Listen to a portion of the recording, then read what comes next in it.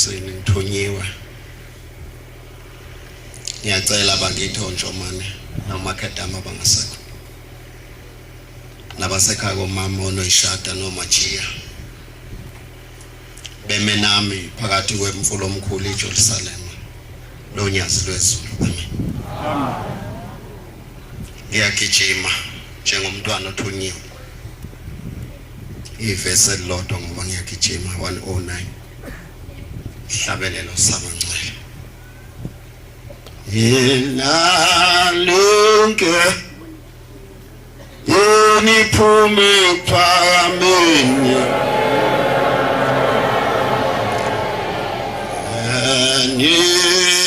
ngokwehlulwa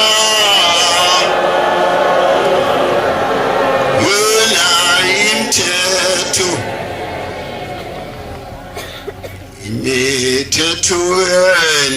nani yonke uniphume phamini amani ngokwehlulwa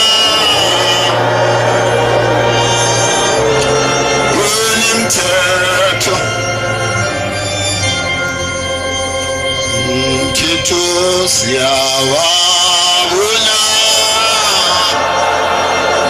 wena bayangena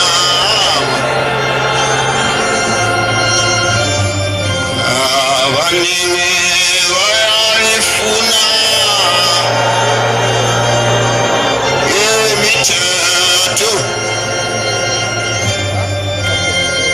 imithetho siyawabona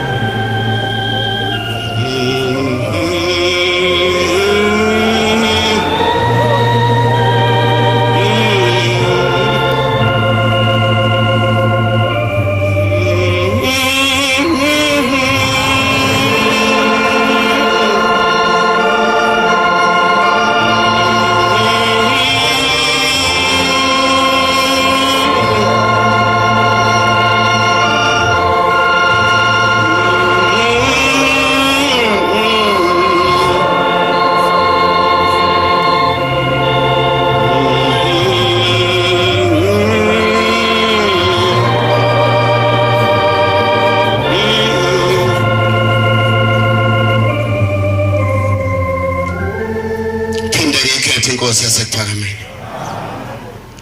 batwana bahle ngalomhlabelelo bengilanda amazwi enkosini lapha esihlalweni sobukhosi amen Manazaretha ayingcwele sesifikile emzini kaNkuluNkulu eKhalethe ke sikhumbuzane nakho ukuthi lendlu sesisendlini yasezulwini ngezwe ngelinye ilanga kukhuluma uShembe nangesihlalweni ethi musuku lendlu awukhulumi namuntu ngisho umngane wakho nengane uyidlalisa Ngithi angikukhumbuzise ngoba ngeke ngibuke into elihlazo abangcwele abahle enkosini. Mungakunika isikhathi ubuka ama-DVD ukubona ihlazo. Exoxa abantu bengazi ukuthi basendlini kaNkulunkulu. Manazaretha sibuke uNkulunkulu ngoba uzophuma ungaphethe lutho ubusuthi ushemba kakungiphanga lutho. Kubuka uNkulunkulu kuphela kulalelwe yena mase ekhuluma. Njengoba uNkulunkulu ethe nje ngimi phambi kaNkulunkulu akumina engikhulumayo ukhuluma inkosi yasekuphakameni. Amen. Khona manazaletha izinto abantwana basezulwini eyisho ushembe. Unganaki. La ekhaya manazaletha. Mangakasho izulu ukuthi akuphunywe lapha eParadise akuphumi umuntu. Makuthiwa hlala phansi uyahlala phansi.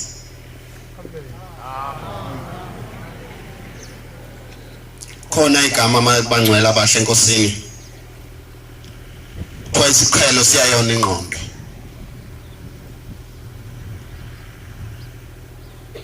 Bangcwele sithwase sibe bashe emoyeni. Mayifika umuntu la ukwakhuluma umvangeli ekseni la ekhaya kwenziwa lokho. Kodwa baqhubeka abantu baphuma uzothi uphuma ungathole lutho. Lapho ekhaya ushelela ngento encane uphuma ungathole lutho. Ake ngikhumbuze bangcwele abahle enkosini yasekuphakameni. Ngithunywe inkosi enkulu unyazi lwezulu.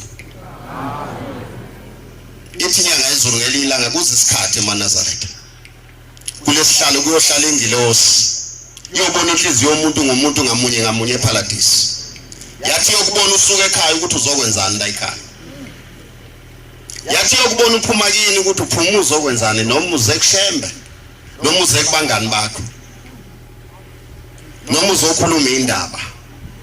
Futhi bangcwele abahle sikhumbule lesihlalo lapha lenkosi lapha esihlalweni. Asiphatheni kahle eManazaretha. Amen. Njengoba ize lapha eManazaretha iphethwe konke iqiqingi la yikho engakuphethe. Kodwa kuzoya ngawe ukuthi enhlizweni yakho unani. Uyazi umuntu kumbone egula ngisho eParadise ehlele etempeleni. Umbone ukuthi uyagula ukuthi awugula kwenhliziyo kubhlungu. Kodwa isazele simphetha sazi ukuthi uphethwe yini. Umbone engancibilikile nje umuntu. Manazaretha. Kuthiwa sibe munye njengebumba likaSimenti. Amen.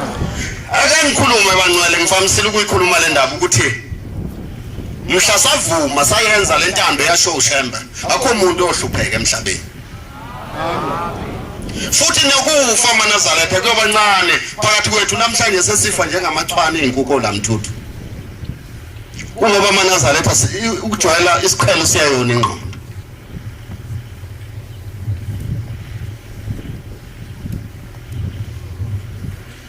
Nisekhona enkonzweni bangcwele.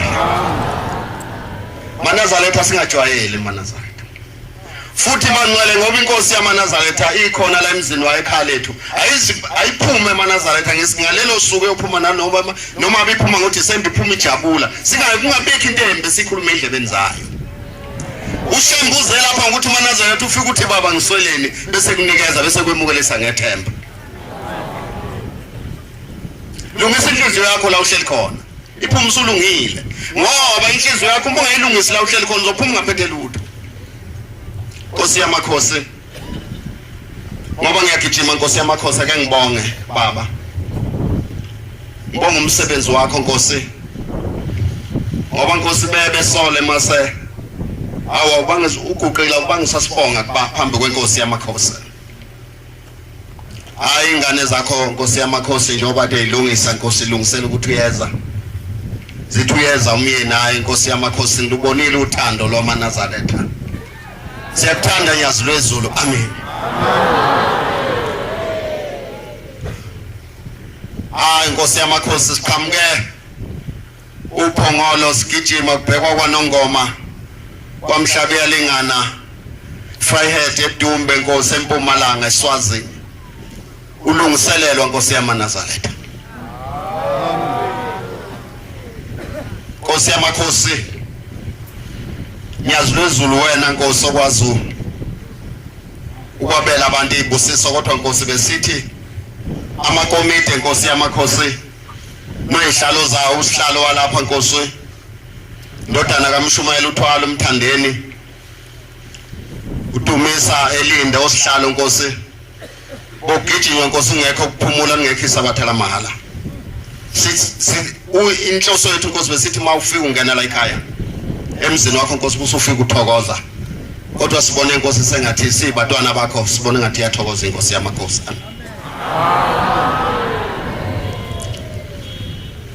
lapho hleli khona ngiyacela lungisa inhliziyo yakho ngisacela incwadi ivesi elilodwa incwadi kaJakobe 4 ivesi ka12 elilodwa kuphela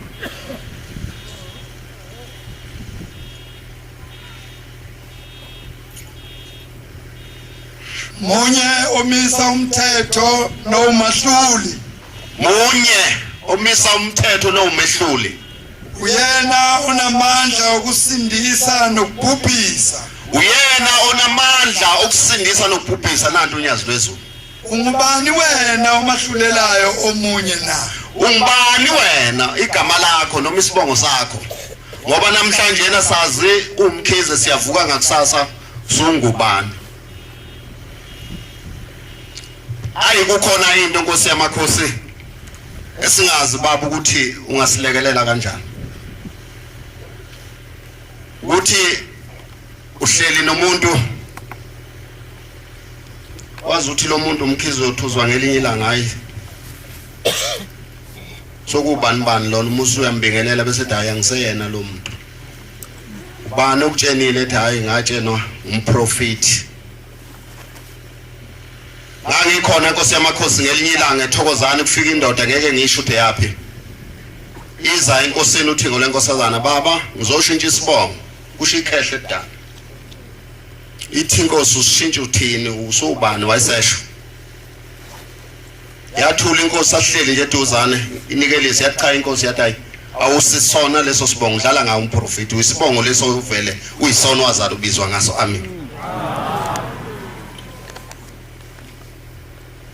lapha ekhaya abangcwele ukuphila kwalapha ekhaya yiyo lemthetho ushembe ede isho ukuthi asibe basha njalo maNazaretha singabadala maNazaretha amahle kodwa kokuqala maNazaretha ke silungisa inhliziyo abantu makhulula ngomthetho kaNkuluNkulu maNazaretha singazondi maNazaretha ngoba iwona lo mthetho ukuphila ngisho kwamakhaya maNazaretha amahle Nkosi lo mthetho wona ukuphila ngisho emakhaya khona into manje bangcwela abahle enkosini eyakhulunywa inkosi yamaNazaretha ngeke futhi sishintshe ithi inkosi yamaNazaretha ukhona amazulu mabili bangcwela abahle enkosini yathi khona izulu lokuqala lomndeni mawudlula ezweni lapho ufike ubuzwe khona konke yathi inkosi khona izulu musuqedile ezulwini lomndeni usuye ezulwini bese becha usebenze kahle sezuyahamba kwezulwini kaShembe futhi la ekhaya bangcwela abahla ukho ubhotsho akurojwa lutho funa kwenzeke ngendlela yakhona bangcwela abahle Nkosi khona into eshiwo inkosi bayithatha abantu kalula ithi inkosi silapha nembeke emaqadini ngisakhumbula ithi maNazaretha ingane ziyonakala esontweni lena ke siyonakele nanku umthetho nanti izweni nika lona lena siyonakele izinto zayo igqokayo zingagqokwa yilena ephilayo ilena siyonakele ngisho isipunu edla ngaso leze ingamakhosazana zingamayi ngaso kusho uShembe wasezulwini sathi hayi baba beyisholo baba ake ngabona komunye umuzi ngeke ngusho bonakala endala zazi isithupha zonakala zonke ngoba zayiqokelana konke zikwenza maNazaretha sole sabizo kaShembe njengoba silapha maNazaretha singehlulelani batwana basezulwini futhi singathatha ukhuluma ithi inkosi ngelinye ilanga kwakuselinda kwafika omunye umuntu ukuthi ngeke ngimusho kodwa fika lo muntu yabika enkosini inyanga izolo baba mshumayeli wakithi baba unje uyamusha ithi inkosi ithi umtshenile ukuthi uzoza lapha wena kimi ayi ngabona endodeni ngabona kuphuma ithuthuko ezimhlophe ezineswayi yalokho ibuzile umtshenile ukuthi uzoza lapha kimi na baba ngimtshena ngingamtsheni ngani ngoba phela umuntu ungezohleka uzoqamba amanga ngabuze naye umcelela ukuthi ngicela ukukhuluma ngawe phambi kwenkosi yamaNazaretha ushembe lona wasezulwini eManazaretha uphethe ukuphila ushembe lona uphethe isibusiso lo shembe lona uthi ngalinye ilanga eManazaretha ngisho emzini uthi ukafika emzini wakho ushembe lethi isibusiso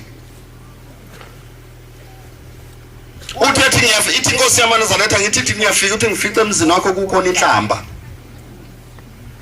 ithi ngifice kukhona umuthi ithi ngakwazi nokungena endlini uthi bese ngiba intandane ngabe ngisazi lesibusiso uthi ngizosibekaphi uthi ngoba ngifike ngaba intandane la ekhaya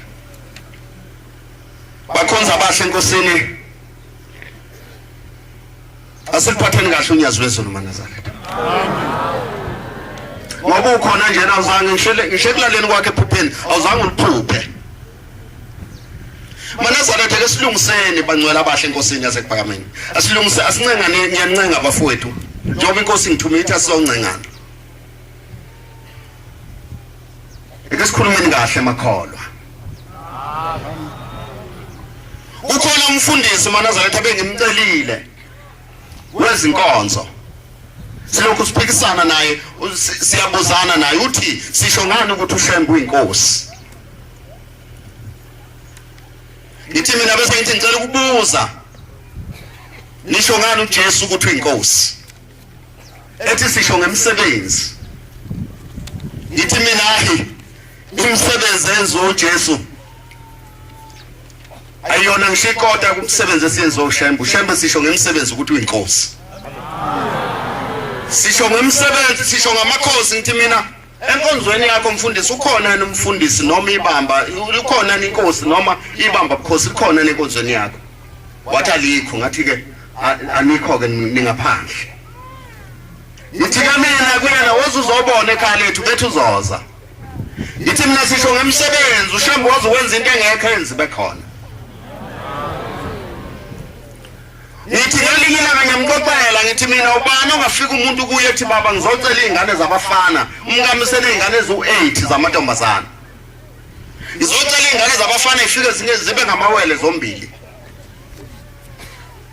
ithi inkosi yamaNazaretha hamba ngalena ko-anti ulanda intambo isho kulo baba lezo ngane ikhona mhlambe iqedile manje ngisho isikole umshumayeli lona ide fundi yazazi lezo ngane ekamfundisa umnguni zalo nkosikazi wakhe uMandabandaba ithi inkosi yamaNazaretha kumfundisi ububona ngani ukuthi vele uzophinda intombazana nangempela ifana namantombazana ayibonge inkosi amen fanele simbize ngokuthi ubani lo muntu iliphi igama abangasinika lona unyazi lwezulu Kristu wamaNazaretha amen unyazi lwezulu inkosi yamakhosi ngeke sikushintshe futhi lokho ngoba ngisho amakhosi ethi avuma ukuthi inkosi yamakhosi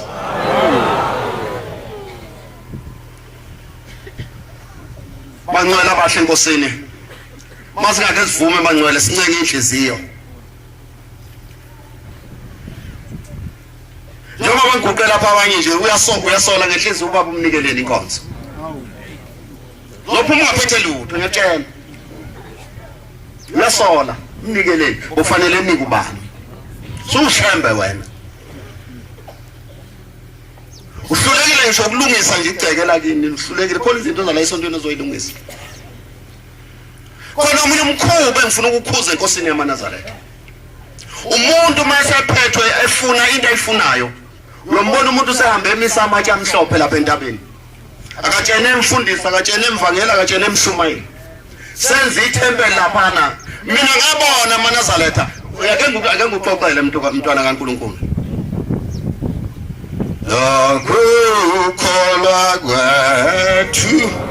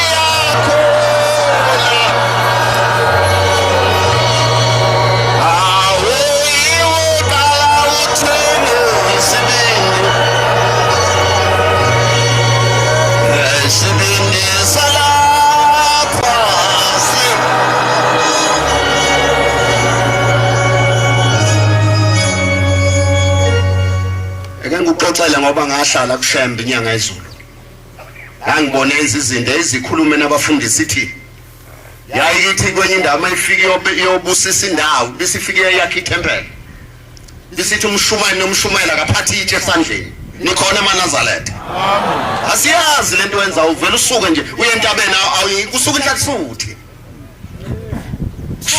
ngoba ifuna ukuba umshumayeli sobona sibeka amatshe lapha ubone sebesuka nabantu bemlandela niyaphi yayithi inkosi akekho omunye umuntu onyathela yayinyathela iqala ithi la ngisusa khona unyawo beka itshe mshumayeli yayikwenza ngikhona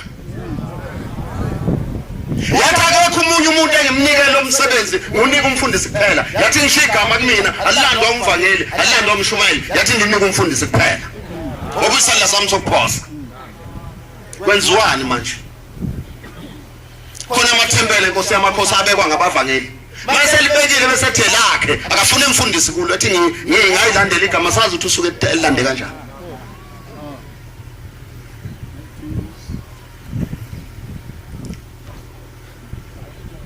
hayi khona la ngezukudlula khona ngezwe ukuthi inyanga ezulu khona emahlukana ndlela yathi kwaSikhofa sikhale imini yatsho njalo iseParadise yathi isebenzisa inkani yakho yonke yathi siyakunika thina boShembe yathi thule sikuyeke uyenze yonke inkani yakho yathi lo msebenzi eManazaretha wakhiwanga ngamaswidi lo msebenzi esiphakathi kwawo asilandanga ngamaswidi wasetshenzwa kanzima lo msebenzi indoda yayiphuma ezulwini yayigenqwa ngamageje enzwa konke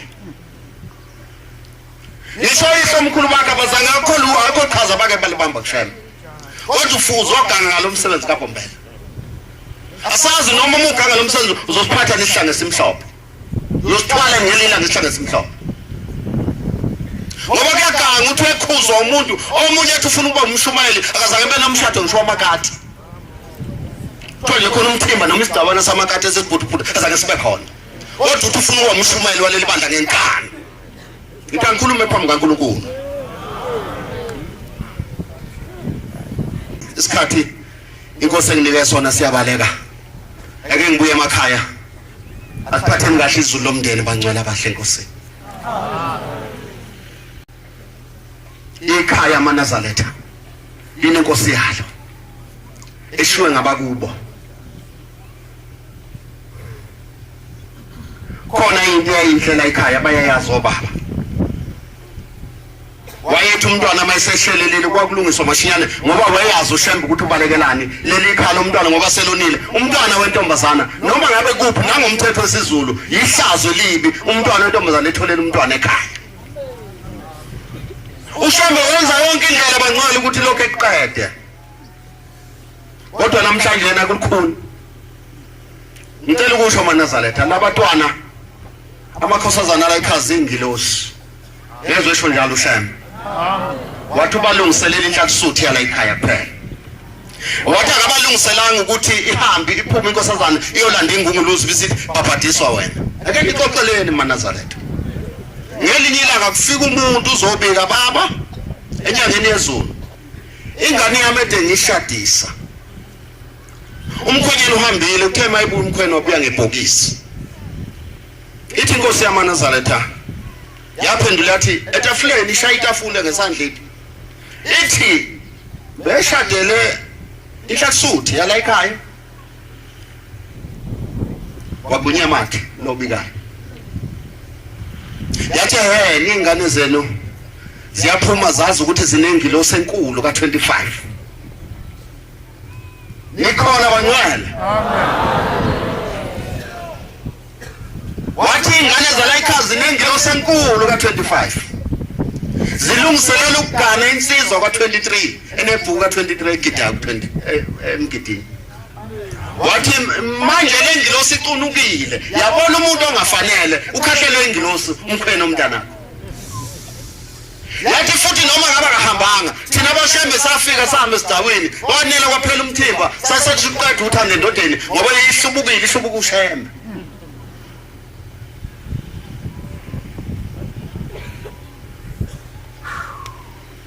wathi saluqeda ngalelo langa uthando lwalendoda bivele izoyenzisa yonke into izihambe ngoba saqeda thina boShembe ngoba ihlubuke uShembe yathi uShembe uNkulunkulu namona akasebenzele abanye abantu yebo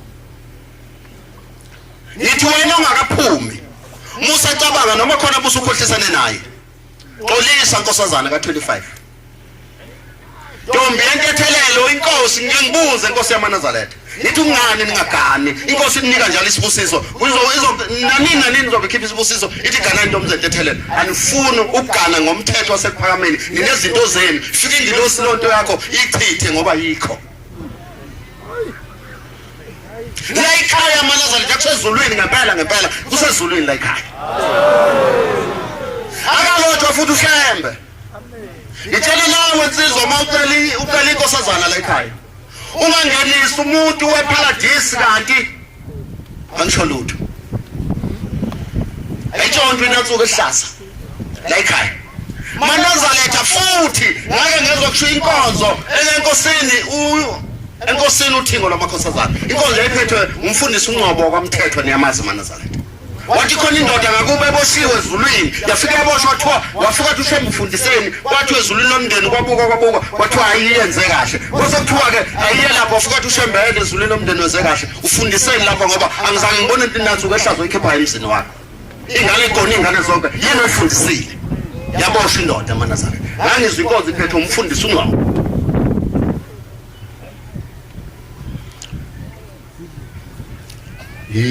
Izwile ko se